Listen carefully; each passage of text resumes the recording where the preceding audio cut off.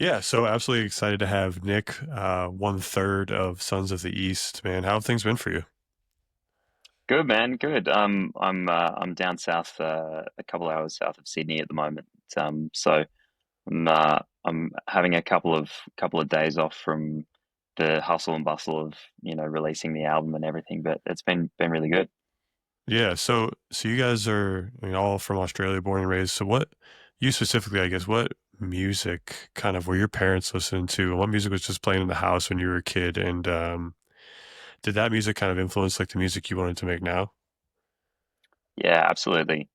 I mean, still to this day, I spend a lot of time listening to music with mum and dad. Mm. There was a lot of the Eagles, Fleetwood Mac. A lot of the Stones, Steely Dan, like quite a wide range of stuff.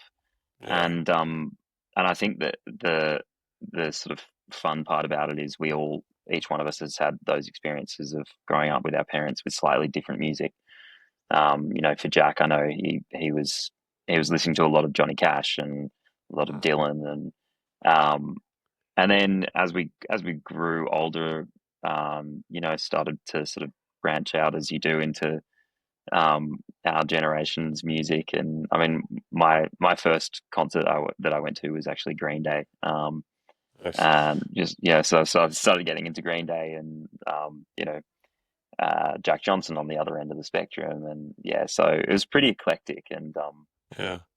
you know, uh, it's definitely sort of mum and dad's music has laid the groundwork for what our music has become. Yeah. So, you guys have been releasing music for, geez, over a decade now. And I guess, in that time, you've kind of seen a lot come through, I guess, in that like indie folk genre where you guys kind of really sit. And it feels like recently there's been like a pretty big like resurgence back into it, or maybe I'm overstating it, but what do you think that has kind of contributed to that feels like resurgence kind of into that genre? Yeah, yeah, it's a funny thing. I mean, I for us when we began, Spotify was somewhat in its infancy, and I think that surge, that massive surge of streaming that's taken off in the last 10, 15 years has played some part of it because um, the one part of it that I can really think of is the cafe playlist sort of thing. That's everyone wants a bit of folk music for their Right. cafe or restaurant or whatever it is. And I reckon that's honestly become a part of it. But I think for us, um, a lot of it's just come through just a fair bit of legwork, touring as relentlessly as we can, and that's starting to pay off. I mean, it takes a while. It takes a lot of touring and a lot of time in venues and stuff, but it does start to pay off eventually. Yeah.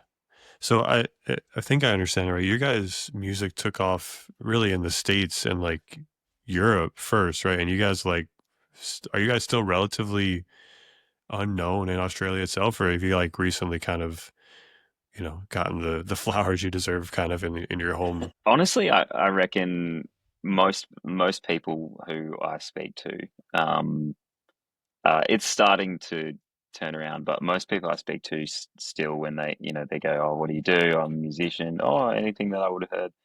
And you go, "I'm in a band called Sons of the East." Most people go, "Oh, cool, never heard of you." Um, Right.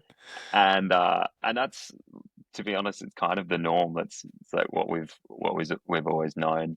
Um, so I would say, given how much touring that we do overseas, our profile probably isn't as big as you might expect back home in Australia. Yeah. Um, which is, yeah, as I said, it's starting to sort of turn around. I mean, we're now doing our biggest headline shows that we've ever done here, and slowly starting to creep onto some of the festival scene, which is really good. But yeah, it's been a slog here in Australia as well.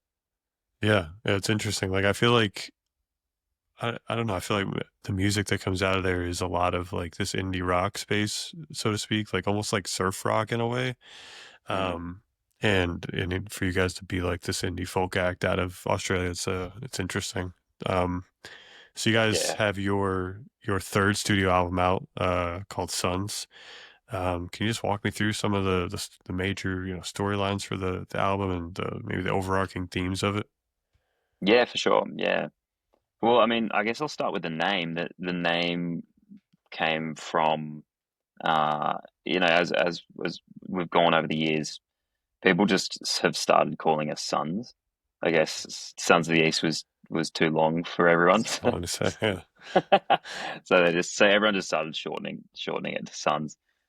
Which is kind of nice. It's a bit of a term of endearment, or at yeah. least we see it as a term of endearment. Um, and as we started to collect songs for this record, we it felt like this collection of songs was probably the you're always trying to I feel like you're always trying to get to something that feels you know quite genuine and sounds like you guys kind of thing. Right. And I think that's sort of what we've done, or we've taken a step closer to on this record, is a bunch of songs that really speak to kind of not just how we record songs or how we write songs, but how we play live as well. And so we settled on Sons because it just felt like this was, in a way, it even though we've had our self-titled EP, this feels uh, very very close to us musically, if that makes sense. Mm. Yeah. Um, and uh, and we decided to record this record in some slightly different ways. As I said before, it speaks a little bit more to how we play live. Like we would sit around in a room, put three mics up, and we'd have maybe me on an acoustic guitar, Jack on a slide, Dan on the banjo or a mandolin, Mm. and we'd have the speakers playing, the drums playing, the bass playing, a lot of room sounds, and just play, like just sit around as a three piece and play the music, which is quite different to how we've done it previously. Which previously we've sort of gone stacking everything on top of each other, Mhm. bass, like going drums, then bass, then guitar, then keys, and I think what it does sitting around and playing music like that together, um, is it breathes more life into the music. You end up actually having all of these really great imperfections in all the recordings. For example, in "It's All Right," you can actually hear there's so much spill in the guitar track. It's all like there's all drum spill in the guitar track. You can hear our producer yelling out in the background, going like, "Yeah, man!" like that's the one, like that's it. Um, Yeah. Same with Pour the Wine. Like um, there's a lot of liveliness in there. So and we love that because we started the band to play live. So to have a bit more of a reflection of how we sound live is great. Yeah, it feels like a lot of people in that space nowadays when they record the albums are like doing that like live room recording, and it feels like it hits home with a lot of people. And I mean, I know I love that sound more so than just like the perfected laid over tracks, right? um and I think Yeah, especially in the exactly. especially in the indie folk genre, it like just feels like it fits for it, right? It feels like that's what it kind of should be. Yeah, yeah, yeah, So exactly. after listening through the album, two of my favorites, "Pour the Wine," which really kind of is feels like that's the kind of style of music that I found you guys through, is like songs that sound like that, and Yeah, then a song called "10 Days." If you could talk maybe a little bit more on "10 Days," because you kind of briefly touched on "Pour the Wine," but yeah, of just a course. little more on the story about "10 Days" and what's that about? Yeah. I mean, 10 days is I think probably the most sort of, I've got my nephew in the background here Hanging out. Yeah. hanging out. Um, yeah, 10 days is probably one of the most uniquely kind of personal songs that I've ever written. It's one of those ones that has been, um, it was to write was quite cathartic. But to to be to actually put it out into the world, was quite a hard thing to do. I mean, we've always kind of painted somewhat abstract, uh, when it comes to our lyric writing, and to have something that is actually quite, um, it speaks very much to a personal experience of mine, Hmm.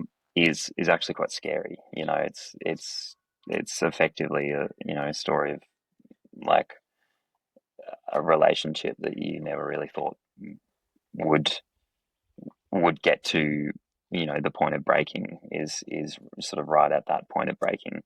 um and um and yeah, so, like, it's very specific and very personal, and in a way really, really great to have something like that out in the world, because we we ended up, you know as I said, we've sort of painted by abstraction for so many of our songs, and this one's Mhm. very, not like that. Yeah. Yeah. Yeah, that was one for me that like listening through. I'm just like, it felt a little different than what you guys, normally put out. Mm. So I guess, kind of again speaking to like the experience you guys have, how is like touring from when you started to touring now? What's that experience like? So obviously, 10 years ago, 12 years ago, touring probably looked a lot different than it does nowadays. Yeah, it's been, a really, like, sort of free. I'm just, You're good. gonna get these nephews of mine away from the screen. Yeah, it's been a really fun part of the process of being a band. Like, we've we started out this band because we love touring. It's always been, something for us that was, really, yeah, it was why we began. And so, starting out, we started out as a three piece. Um, we started with, like, a kick and an acoustic guitar and a piano and a banjo, or, like, sometimes a second guitar. And we went from that setup to a five piece. We had bass and drums come in, you know, somewhere around 2016, 2017 sort of thing. And the process of touring has really, one thing that I love about touring is that it brings the songs to life in a way you know, that you don't really expect when you're in the recording studio doing them. Mhm. Like, um, every, I think every single song that we play live, there are parts of those songs where I'm like, we should have done it this way, or, there's a sort of a change in your relationship with the songs as well, um, which is really cool. But I mean, just the touring experience itself is, like, I love it. I think we all love it. It's Yeah. why we continue on as a band. Like, we get to, travel around, not just Australia but around the world, and meet heaps of people who have been listening to the music, and hear their stories of how they relate to it, um, which is which is like, amazing. It's a really cool experience. Hearing how the songs that we wrote have sort of formed some of the fabric of people's lives. Like, little moments, like, um, whether that's a happy moment, or whether that's kind of, uh, someone losing somebody, and a song being a cathartic kind of piece of their journey, and, that kind of stuff is really cool to hear about as well. Yeah. Is there so like everybody talks about the grinding of tour, right? Is that ever get to you guys? Is like you, it sounds like you guys thoroughly enjoy it, but it's like I mean, being on the road for what 3 months at a time, 2 3 months at a time has to wear on you, especially with the amount of I feel like actual like long traveling you guys are doing. Yeah, yeah, it does. It definitely does. It's one of those. It's one of those funny like human uh things where you always want what you don't have in that exact moment. Mhm. And touring's quite similar in that like you know right now where we've got we've got a couple months until we go back on tour, and everyone's like, "Oh, can't wait to get back on tour! Can't wait! It's gonna Right. be great! It's gonna be great!" Yeah. And then you get on tour, and within a couple of weeks, you're like, "Oh man, well, I would kill for Right. like my own Just to bed be home. and Yeah. yeah, just to be home." Yeah. um, and it's quite hard to strike that balance actually, but Yeah. it is it's pretty grueling. What's made what's made it better over the years is we've been able to build this team of really great people around us. Our our immediate team of our session guys, our tech guys, our tour managers. Mhm. They're they're just really great people, and I honestly think that that's the only thing that over a long period of time keeps you in the game of touring is having good people around you, because otherwise it's just not worth it. Like Right. you spend months on the road, you're living in such close quarters together, and generally eating pretty poorly, sleeping pretty poorly, Right. drinking a little too much. And so the saving grace of it all, beyond, of course, the shows and as I said before, getting to meet people who come to the shows is actually having that unit of, of just good people around you that you enjoy spending time with. Yeah. Um, yeah, and Yeah. that's been a great part of it. Yeah, a little bit of family on the road probably goes a long way, especially if you've been touring together for so long. That has to really make the difference. I can imagine. Yeah, So you 100%. guys, Yeah, when you guys started social media, right, wasn't really like a thing, right? 2013, maybe Facebook at the time, not even maybe. yeah, yeah. I Um, think Facebook was just sort of coming along. just kind of coming along, Um, yeah.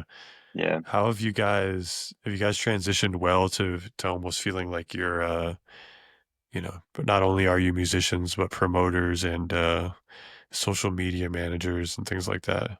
yeah, yeah. It's like it's not just one job anymore. It's yeah, Mhm. you sort of have to wear the like the sort of influencer cap All sometimes. the caps. Yeah, exactly. I we've been really lucky. Dan, who is on the banjo, he has really taken up that role Mhm. for us, and he's been great with it. So he's our social media wizard. He does pretty much all of the Does it work all. on there, and but yeah, it's been he's spoken about how the transitions between you know uh, firstly it was Facebook, and I still remember like us getting 100 followers on Facebook, and we were incredibly excited by that. Stoked, right? And then yeah, exactly. And then it transitions to Instagram and then like TikTok, and you sort of have to be you've got to be on the forefront of it all. Like you got to stay current. Yeah. Um, it's such a like you would know this just as well as we do. Like it's there is the kind of cool factor of it all that you have to like keep up with. Yeah. Um, but we've we've slowly but surely kind of gotten into a good rhythm of just knowing exactly what we need to deliver for social media and like going out and doing it. And sometimes it's a bit of a pain. Sometimes you're just like, can we just record and tour and like play, And call play it. music. Yeah. Sometimes it feels like that half the job is actually doing bits for social media. But by the same token, I mean, like we've been really lucky. We essentially have been able to promote our own music, our own shows, um, and build a following because of social media. So Yeah. Yeah, it's blessing and really a curse. yeah, it's really changed. I mean, if everybody does it, obviously, but there's like some bands that literally like feel like have made it strictly because of that. Like I felt like there's a lot of good like accounts that I feel like do it really well, like bands that do it really, really well and have carved out this like niche for themselves and Yeah, um have like built an audience strictly around that. Which is it's interesting. And do you guys find it hard? Does like the need to have these like little clips of your songs influence how you're approaching like writing a song, or is it just kind of you write the song and kind of squeeze it into that side of things? it's a funny one. It definitely comes into, it enters into your mind. Like as you're writing the song, you try not to. You try to go, whatever's best for the song. But like when you do it so often, when it's half the work that you do is based around social media, it does start to you do start to think about it. You start to go, oh, maybe this bit would be really good for Mhm. this clip on social media, and so while we try not to let it influence the writing, I think it sort of inevitably just gets into your psyche Sure. a little bit like getting any audience, and then that audience liking a particular song or liking a particular style. It sort Yeah. of ends up becoming a part of, you go back into the studio and you're like, well, everyone liked this. Um, Right. and even if it's not completely conscious, you're still subconsciously Still going, kind of all right, happens, well, right? yeah, yeah, yeah. You sort of play to the gallery. Hmm. Has there been a song for you guys that like, you know, you play on tour and you're just kind of like everybody loves it. You're just like, all right, maybe we could do without this one in the set kind of deal. Like, does it ever get to be too much playing Yeah, like the mega hits that everybody loves to hear? it hasn't yet, and I wonder about this with artists who have been going for 10 years plus, like more than us, and have been doing 100 shows a year kind of thing. I always wonder about this because surely at some point, like they must get sick of playing their massive hits. Mm. But um, for the thing that mitigates it for us is I find every audience to be quite different. Like there's a Hmm. different sort of experience to Yeah. to each audience. So even though, I mean, yeah, like we've played Hold On, probably couldn't tell you, maybe 500 times at this Right. point on stage. Um, despite that, it still is quite fun to play if you've got an Yeah. audience who is into the song. And that really that's the driving thing, is like if you've got an audience who are like, let's go, like this we want to hear this song. You kind of, in a weird way, you forget that you've done it, you know, Yeah. 500 times before, and it's just like it's actually fun to watch the audience kind of interact and like sing along and have their moment with the song. So Hmm. um, don't get me wrong, there are definitely times where I'm like, oh, I'm not sure if I'm allowed to swear, but like, fuck, Yeah, I go don't for it. want to play Yeah. this song. Hmm. um, but for the Yeah. most I part, mean, it's okay, it's yeah, manageable. like the Killers have to be tired of playing Mr. Brightside, right? Like they just have to be. Like you can only Right? play Like, it for so many times, and like it's so funny. I've seen them twice now, and they literally just open up with that song. They just get it out of the way. It's hilarious. Um, yeah, literally the first song they play is Mr. Brightside. So that's get out so of the way funny. and then get into the stuff they actually want to play. I imagine there's probably people who are like, well, saw Mr. Let's Brightside, just cool, I'm yeah out. head Like, out. Yeah, yeah, yeah, 100%. yeah. Um, so you guys have made music for 10 years. I guess for you personally, what is the song that you've put out that you're just like most proud of?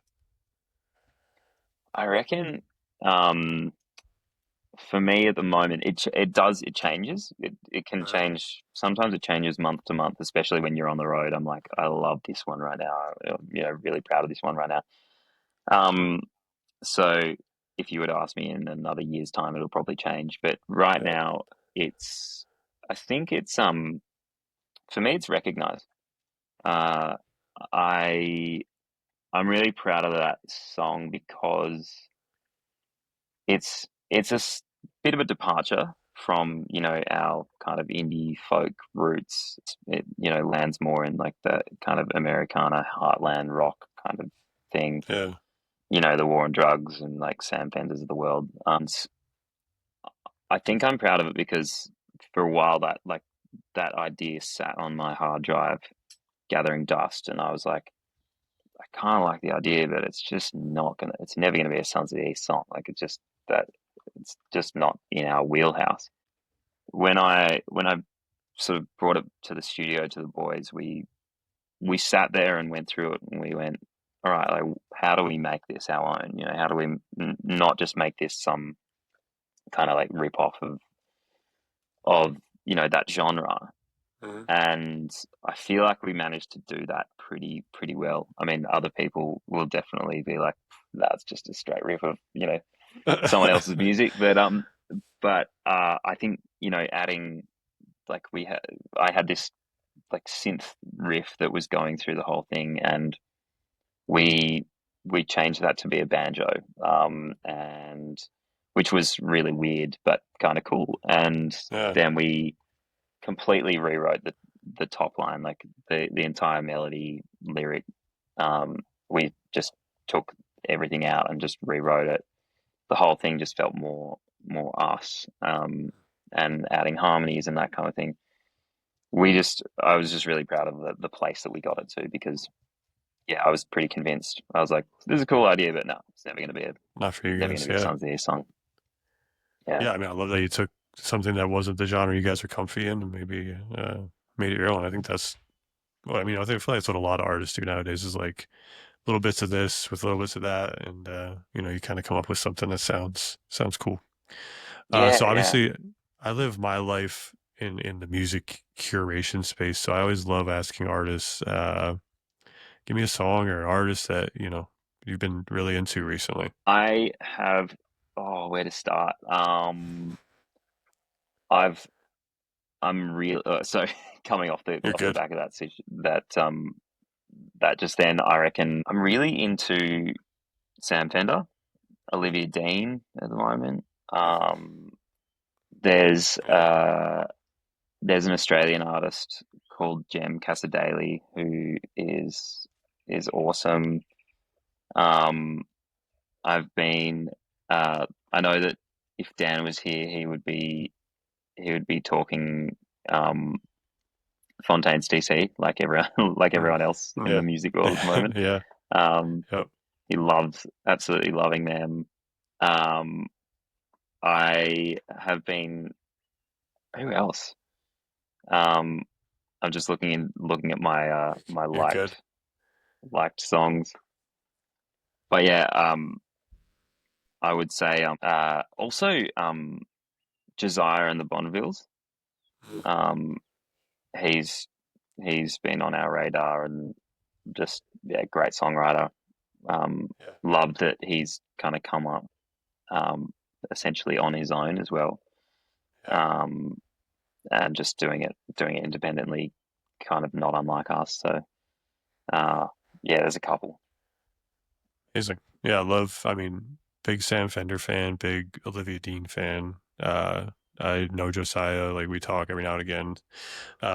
So yeah, I mean, love. The only one I don't think I knew was the Australian artist. So I'll have to definitely. Uh, my dog is losing her mind. We'll have to check it out. So I guess kind of in closing, Yeah, let's talk about what you guys coming up. You got a tour, you got the album's gonna breathe for a little bit, but yeah, what else is coming up? yeah. We head off on an Australian tour early August, and then head overseas in late August. So we've got European tour coming up in September, and then over to you guys in North America in October, which is exciting. So, and then after that, Amazing. I think we're gonna regroup. We'll probably have a little bit of time off. We're sort of we're throwing around ideas at the moment for new songs. I think it always they're always coming, you know, they're always popping up. So we'll regroup probably beginning of next year and probably start writing the next bunch of songs. Yeah. We would love to we would love to maybe do a couple of acoustic versions of some of these songs on the record. Um, would love to show people a bit more of what the live show's about. So whether that's, you know, recording a couple and or filming some and that kind of thing. So uh, it's good. It feels like it feels fresh and exciting at the moment for the band, which, you know, it's not always the case, especially Yeah. after you've been in a band for, you know, however long it is now, 13 years. Yeah. So Yeah. yeah, Amazing. no, we're in a good place. Yeah. I can't wait to see you guys coming up. Hopefully, get to catch you when you're over here in the States. And yeah, I appreciate you taking the time. I don't really know what time it is out that way, but appreciate you taking some time out of your day.